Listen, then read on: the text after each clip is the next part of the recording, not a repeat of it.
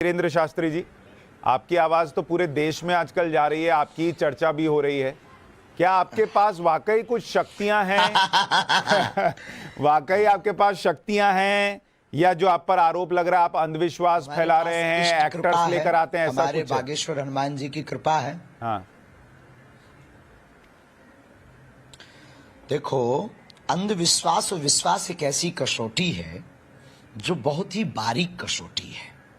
इस कसौटी पर बहुत बारीक दृष्टि की आवश्यकता है।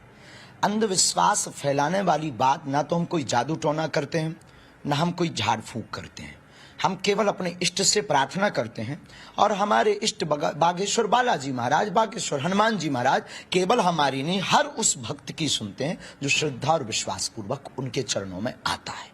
फिर आप कहेंगे कि माध्यम क्यों? आदिकाल से ही गुरु परंपरा का वह रहा। तो हमारे यहाँ 3 पीढ़ियों से दरबार लग रहा। हमारे दादा गुरु जी भी लगाते थे, उसके पूर्व में भी एक संत हुए वो भी लगाते थे, तीसरी पीढ़ी में हम भी। हमने कभी कोई दावा नहीं किया हम कोई ईश्वर हैं, या हम कोई चमत्कार करते हैं, या हम कोई मिरेकल करते हैं। हमारे पास जो गुरु कृपा है, हम ईश्वर से प्रार्थना करते हैं।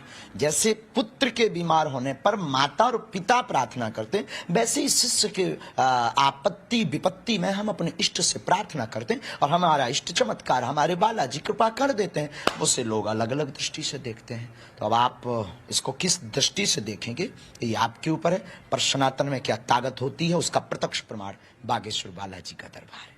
पर धीरेन्द्र शास्त्री जी, आप कह रहे हैं आपके पास कुछ विशेष पावर्स नहीं है, आप कोई चमत्कार नहीं करते, लेकिन आप अपने ईष्ट से या हनुमान जी से जब कुछ कहते हैं तो वो कर देते हैं। ये तो सबके साथ नहीं होता। मैं तो हनुमान जी को देख नहीं सकता, उनसे बात नहीं कर सकता।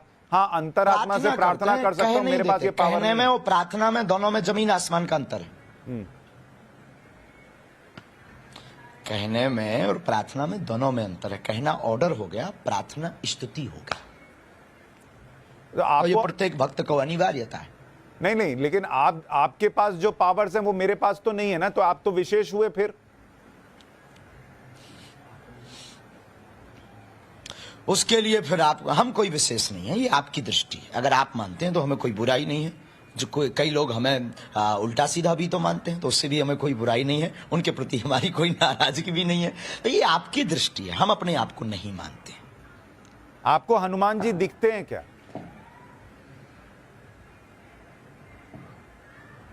नहीं, बिल्कुल भी नहीं। हमने ऐसा कभी दावा भी नहीं किया। तो आप जब संपर्क साधते हैं तो कैसे साधते हैं? मतलब आप अपने विचार में संपर्क साधते हैं? ध्यान विधि, ये आदिकाल की परंपरा है। ध्यान विधि, जिस परंपरा को हमारे पूज्यपाद दादा गुरुदेव ने हमें दी है, वह एक विधि ध्यान विधि है। आभास विधि, मन में आभास होता है, मन में तरंग जागती है कि अमुक व्यक्ति आएगा, उससे उसकी यह ऐसी पीड़ा हो सकती है। हम उसको राम नाम ले करके और कलमबद्ध कर देते हो। ईश्वर की कृपा से ये सनातन की ताकत है कि वो सत्य निकलता है। और हम आपको बहुत अच्छे से जवाब दें कि सनातन में क्या ताकत होती है। कितने भी ये पादरी और मौलवी हैं पूरे दुनिया के, बागेश्वर धाम की इस आभास और इस शक्ति का सामना नहीं कर सकते। तो मुझे ये बताइए, आपके पास ये क्योंकि हमारे सनातन में क्या ताकत है। और पहली बात बोलिए। आप बोलो, हमारी तो आदत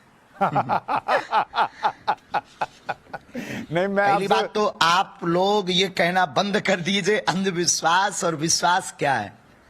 भारत में चादर चढ़ाना विश्वास श्रद्धा है, लेकिन भारत में अर्जी का नारियल बांधना अंधविश्वास है। भारत में कैंडल जलाना श्रद्धा है, लेकिन बागेश्वर धाम की अर्जी लगाना अंधविश्वास है। ये दोगलापन लोग लाते कहां से हैं? हमें तो इस बात पे हंसी आ रही है। हम बहुत मनमौजी आदमी हैं।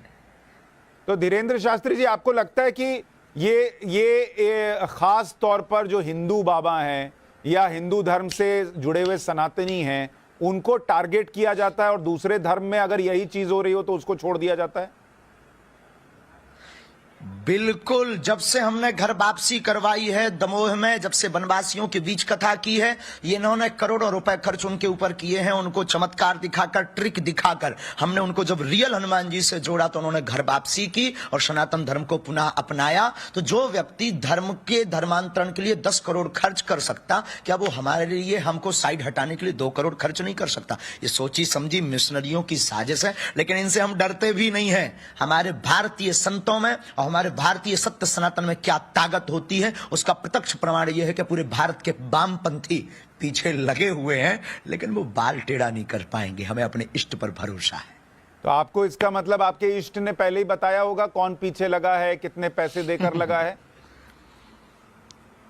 आभास, बिल्कुल बिल्कुल। छतारी कथा 1.5 महीने 2 महीने पहले लगभग भाई साहब हुई होगी। हमारी तो पहली बार आपसे बात हो रही, कभी प्रत्यक्ष मिलना तो आप हमको, हम बहुत साधारण आदमी हैं भैया। और छतारी कथा में हमने कह दिया था कि मेरे भारत के सनातनीय लोगों, अब हमारे ऊपर जो हमें आभास गुरु प्रेरणा से हुआ, अब हमारे ऊपर लंबे लंबे हमला होने। ये तो फर्स्ट चुनौती है, ऐसी तो अभी बहुत चुनौतियां हमको पार करनी है। देखते जाइएगा, हम टोपी वालों को भी सीताराम बुलवा देंगे, आपकी न्यूज पर बोल देते हैं क्यों चिंता कर रहे हो तुम। अच्छा धीरेन्द्र शास्त्री जी, ये बताइए, अभी मैंने आपका एक वीडियो देखा जिसमें एक व्यक्ति, जिस पर कहा जा रहा है कुछ प्रेतात्मा आई हुई है, और आप किसी को कह रहे हैं इसको उठा के पटको, इसको नीचे फेंको। किसको बोल रहे थे आप? कौन उठा के पटक रहा था? पटको आभास रूप में हमारे पास जो बागेश्वर बालाजी की सेना है, हमें ऐसा आभास होता है कि उनकी जो गढ़, उनके जो वीर हैं, ऐसा आभास होता है। जो पराशक्तियां हैं, देखो भाई, जो उसमें गया ही नहीं उसे क्या बता दें। अब किसी कोई अंधा व्यक्ति कहे कि सूर्य दिखाओ, तो उसे कैसे सूर्य दिखा दें। और दूसरी बात श्रीमान जी, हम आपको बताएं, भूत प्रेत वाली बात है। कोई उसे नेगेटिव एनर्जी कहता है, कोई पॉजिटिव एनर्जी कहता है। और हनुमान चालीसा में 500 साल पहले लिख गया, भूत पिशाच निकट नहीं आवे, महावीर जब नाम सुनावे। तो क्या आप हनुमान चालीसा को गलत मान रहे हैं? मैं तो नहीं मान रहा। नहीं मान रहे हैं तो फिर हम नहीं मान रहे हैं। अब फिर कंट्रोवर्सी क्यों? अब फिर अंधविश्वास और विश्वास क्यों? अब फिर ये हमसे क्वेश्चन क्यों कि भूत प्रेत होते कि नहीं और उस पर प्रेत है कि नहीं? ये फिर कंट्रोवर्सी क्यों? अगर हनुमान चालीसा गलत नहीं है तो फिर हम कैसे गलत हैं? उसी हनुमान चालीसा के आधार पर हम अपने इष्ट से प्रार्थना, और हमें तो भूत चढ़े नहीं, लोगों को चढ़ते हैं। हम तो किसी को बुलाते नहीं, वही आते, उन्हीं पे चढ़ते, उन्हीं के बालाजी उतार देते हैं। अब इसमें हमारे ऊपर क्यों कंट्रोवर्सी? किस आधार पर? या तो फिर आप लोग खोल करके बोलिए कि हनुमान चालीसा गलत है।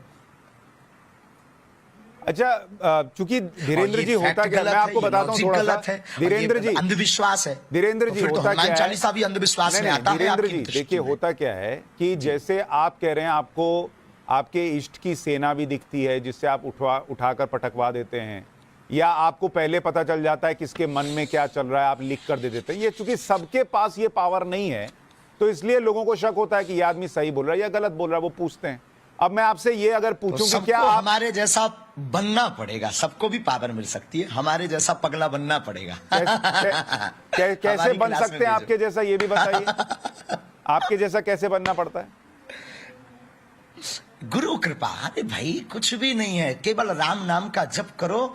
भगवान चुनते हैं किसको क्या करवाना है। हमें सनातन के लिए उन्होंने चुना है, और हमारे जैसे हजारों लोग हैं इस धरती पर, एक हम बिरले नहीं हैं। हम पर कंट्रोवर्सी सिर्फ इसीलिए है क्योंकि उनके मिशन में हम सबसे बड़े रोड़ा हैं, लेकिन अपन भैया पीछे होने वाला नहीं है। हम सनातन का झंडा गाड़ कर रहेंगे। धीरेन्द्र शास्त्री जी, आप कह रहे हैं सनातन में बहुत शक्ति है। क्या आपके सनातन में ये शक्ति है? क्योंकि मैं तो आपसे मिला नहीं, आपसे पहली बार मेरी बातचीत हो रही है, आप मुझे जानते नहीं होंगे। क्या आपके इष्ट आपको बता सकते हैं मेरा नाम क्या है? आप सनातनी नहीं है? क्या आपके इष्ट बता सकते हैं मेरा नाम क्या है? क्या आप सनातनी नहीं है? मैं सनातनी हूं, लेकिन मैं चाहता हूं कि और सनातनी भी आपकी इस पावर को प्रत्यक्ष तौर पर देखें। आप हमारे सन्मुख बैठिएगा, जो हमको प्रेरणा लगेगी, जो हमको आभास लगेगा। अरे हम पूरी बात बोल लें? जी जी। हेलो जी, बोलिए बोलिए। हेलो, हाँ हाँ, हमने कहा कि हम जो है आप हमारे सन्मुख आइए, हमें जो भी आभास लगेगा उसकी एक परंपरा है। हम कोई जादूगर नहीं है कि कोई भी बोले खेल दिखा दो। हमारी एक गद्दी की आपके हर राशि का होता है